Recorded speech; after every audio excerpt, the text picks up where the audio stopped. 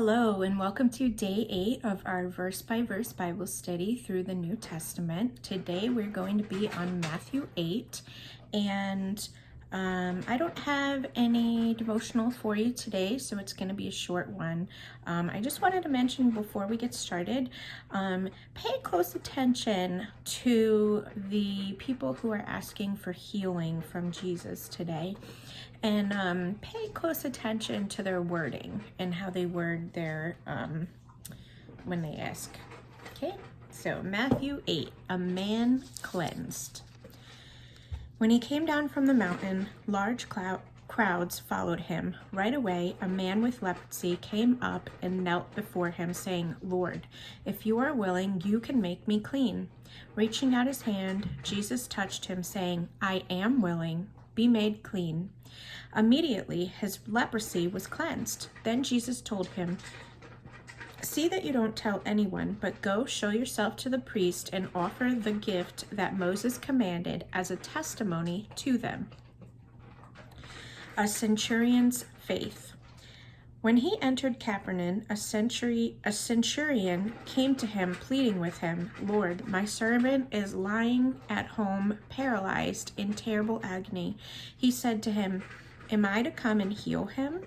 "Lord," the centurion replied, "I am not worthy to have you come under my roof, but just say the word, and my servant will be healed. For I too am a man of authority, having soldiers under my command. I say to this one, 'Go,' and he goes, and to another, 'Come,' and he comes, and to my servant, 'Do this,' and he does it." Hearing this, Jesus was amazed and said to those following him, "Truly I tell you, I have not found anyone in Israel with such great faith. I tell you that many will come from the east and west to share the banquet with Abraham, Isaac, and Jacob in the kingdom of heaven. But the sons of the kingdom will be thrown into the outer darkness, where there is weeping and gnashing of teeth." I apologize. My dog is eating and drinking, and I'm sure that you can hear it. I apologize. Then Jesus told the centurion, "Go, as you have believed, let it be done for you." And his servant was healed that very moment. Healings at Capernaum. Jesus went into Peter's house and saw his mother-in-law lying in bed with fever. So he touched her hand, and the fever left her. Then she got up and began to serve him.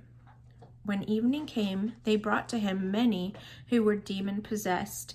He drove out the spirits with a word and healed all who were sick, so that what was spoken through the prophet Isaiah might be fulfilled. He himself took our weaknesses and carried our diseases. The cost of following Jesus. When Jesus saw a large crowd around him, he gave the order to go to the other side of the sea. A scribe approached him and said, "Teacher, I will follow you wherever you go." Jesus told him, "Foxes have dens and birds of the sky have nests, but the Son of Man has no place to lay his head." "Lord," another of his disciples said, "first let me go bury my father." But Jesus told him, "Follow me and let the dead bury their own dead." Wind and waves obey Jesus. As he got in the boat, his disciples followed him. Suddenly, a violent storm arose on the sea, so that the boat was being swamped by the waves. But Jesus kept sleeping.